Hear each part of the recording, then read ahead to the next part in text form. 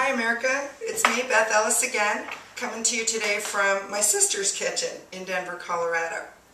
I wanted to bring this really great recipe to you. This is dessert week and I wanted to enter my fabulous dessert into this contest.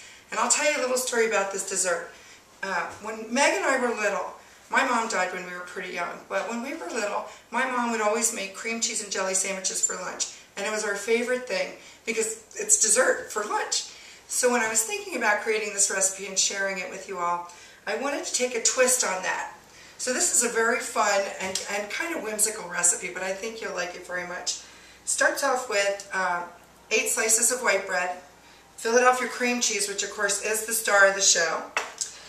You'll have some dredging station here with flour, eggs, panko breadcrumbs, some heavy cream, grape gelatin, and then we'll come over here and we'll garnish at the end with fresh salads and nuts and powdered sugar, etc. So let's start with the bread. So you want to start, I'm going to show you how to make one of these, but this recipe is really to make 4 of them, 4 desserts. So you just take just regular white bread and take the crusts off, and isn't that how we always liked it when we were kids too? Take the crusts right off of it. I was so spoiled, I could never eat a sandwich with the crusts on it.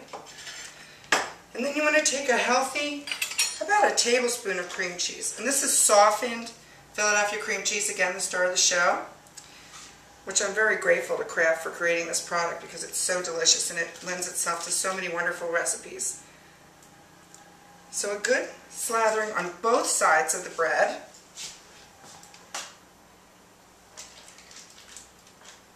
I love cream cheese. Okay, that's pretty good there. And then this is kind of a funny ingredient, the whimsical ingredient. This is the jello, or gelatin, and I made it just according to the recipe, and I did it for the jigglers. So you just go in and you cut yourself a square of this, and it lifts up pretty easily because I put a little non-stick on there, kind of like a fruit roll-up. You lay that over one of the slices of the bread, and then you top it with the other slice of bread with the cream cheese down, like that. So if that isn't interesting enough, if that's not fun enough, then we're going to start here with the dredging station. You put about 1 cup of flour, and this is really common how you dredge things.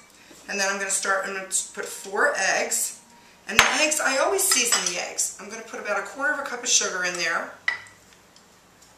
I'm going to put, this is a teaspoon of fresh cinnamon. This is going to be fresh nutmeg. I'm going to be about 1/4 teaspoon. If you've ever seen this, this is a beautiful little nutmeg berry. And you just grate it a little bit, and it adds so much flavor. If you have just the dry, then you're okay with that too. But I really like to use fresh nutmeg. And you scramble this. I know, it's getting better. It's getting better. And then we're actually going to deep fry that sandwich. No, I'm not kidding. We are going to fry that sandwich. So that's complete. And this holds together really well. I think the flour does a good job. You want to make sure you get flour on all 4 sides, like that. And it already smells like my favorite sandwich, the cream cheese and grape jelly. A nice amount of the egg mixture on there. So it is kind of similar to a French toast. And here's the kicker. We're going right into panko breadcrumbs. Panko are Japanese style breadcrumbs. They're just regular bread, but they really do some kind of special treatment to it and make them outstanding.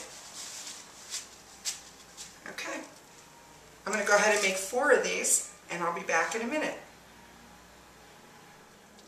Okay, here we are at the stove.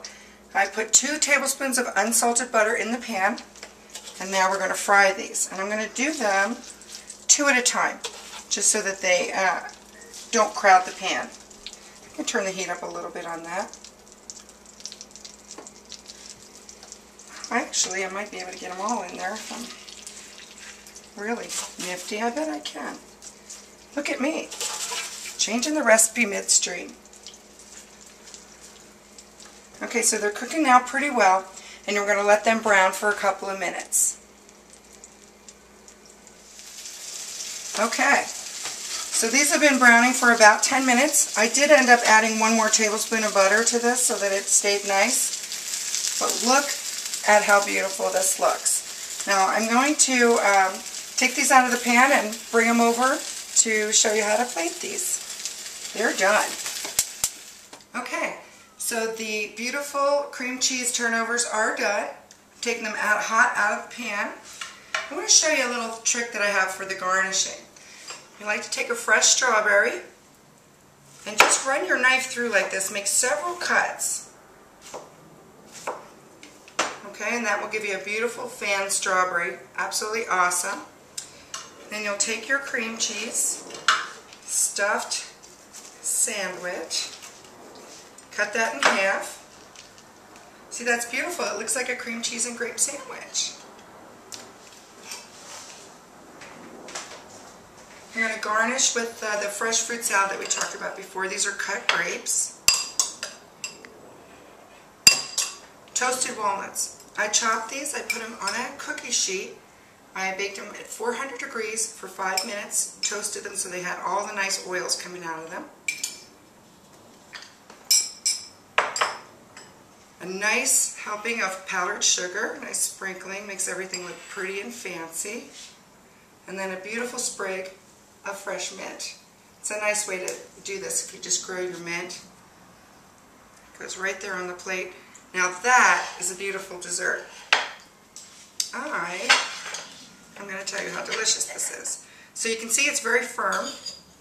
Cut into it. Get a little piece with the grape.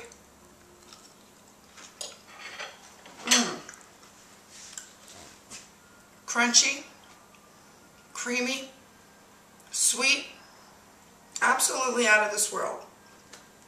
I want to thank you, Philadelphia Cream Cheese, for letting me be a part of this, and Miss Paula. This is my best dish to your kitchen.